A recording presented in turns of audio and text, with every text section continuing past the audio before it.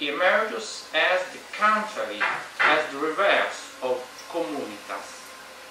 Both words derive from the term munus, which signifies gift, office, and obligation. Yet one communitas has an affirmative meaning, while the other, immunitas, is negative. Thus, where members of a community are characterized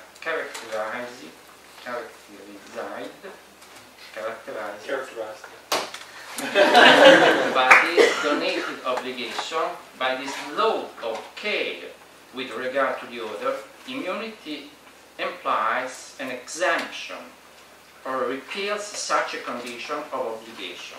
Immune is he or she who breaks the circuit of social circulation, placing himself outside of such a circuit. My underlying theses are essentially two.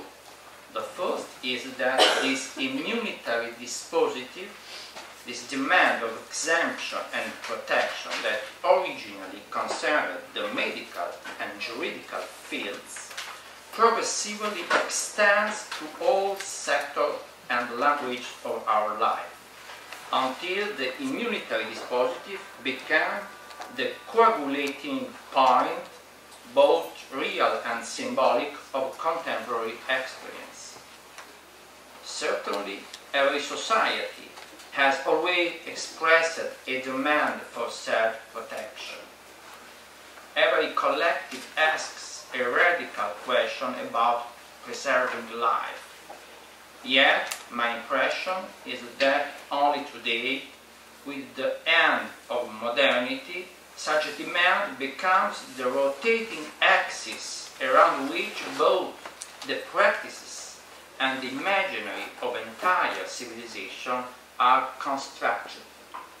To get an initial sense of what I mean, simply take a look at the role that immunology, which is to say the science delegated to study and strengthening immunitary systems, has taken, not only with respect to medicine, but also with regard to the social, the juridical, and the ethical, or merely consider what the autoimmunitary deficiency syndrome of AIDS meant in terms of normalization, which is to say the subjection with respect to precise norms related to individual and collective experience, which aren't only hygienic or health related, to not only prophylactic but socio-cultural barriers that the nightmare of the disease set up in all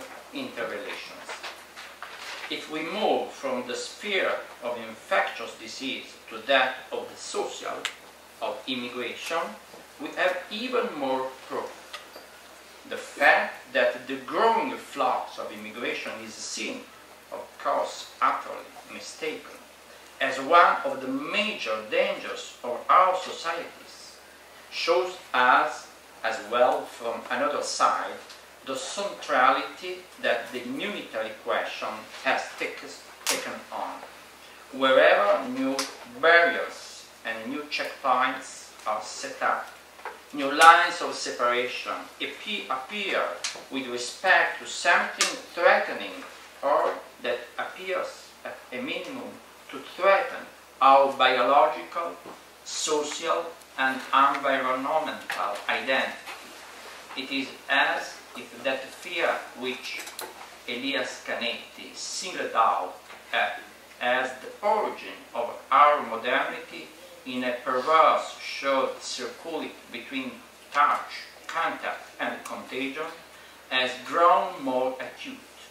The contact, the revelation, the being in common immediately appears as crushed by the risk of contamination. The same can be said for information technologies. Here too, the gravest problem, the very nightmare of all users, is represented by so-called computer viruses, not just in our small computers, but in the massive computers that regulate and control financial, political, and military relations on a global scale. For some time now, all Western governments have set aside enormous funds for constructing antivirus programs that are capable of immunizing networks from the infiltration by pathogenic agents, even with regard to possible terrorist attacks. That today battles as well over the juridical immunity of political figures is at the center of national and international controversies, as it was for Pinochet and Milosevic, but also for many, many others. Berlusconi in Italy is further proof of what I've said. What once fears beyond the specific cases cited here is a weakening of sovereign power of single states, a breaking of the juridical borders of national institutions in favor of some form of international justice that still remains to be built. In short, take up any perspective, what one finds taking place today from the individual body to social body, from the technological body to the political body, is the question of immunity. Every itinerary includes immunity. What matters is to impede, to prevent, to fight with every means available the diffusion and of contagion wherever it occurs. As I said earlier, this preoccupation with self-protection doesn't only belong to our age, but the threshold of knowledge with respect to risk becomes quite different over the course of time, only culminating precisely in our own period.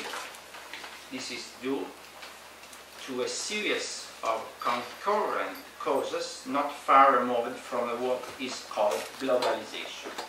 In the sense that the more humans, but also ideas, languages, technologies communicate and are intertwined,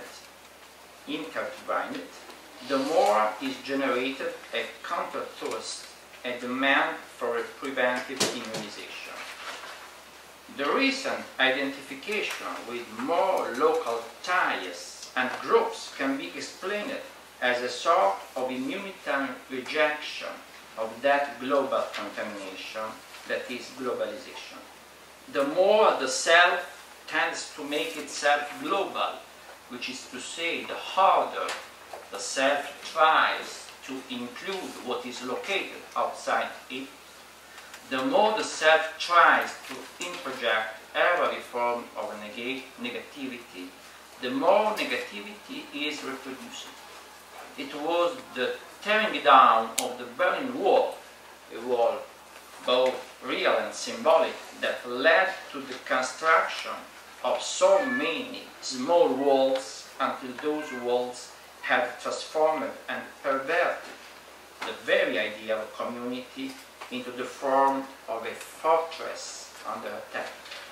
What matters the most, be it on the periphery of world or in the center of metropolis, is blocking an excess of circulation and therefore of potential contamination. From this point of view, the virus has become the general metaphor for all our nightmares. In reality, there was a time in our societies in which fear, at least of the biological sort, was weakened.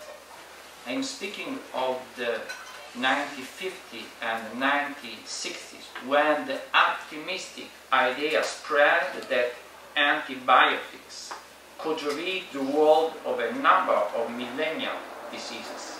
It seemed to stay that way until the advent of AIDS. At that moment, the psychological dams collapsed.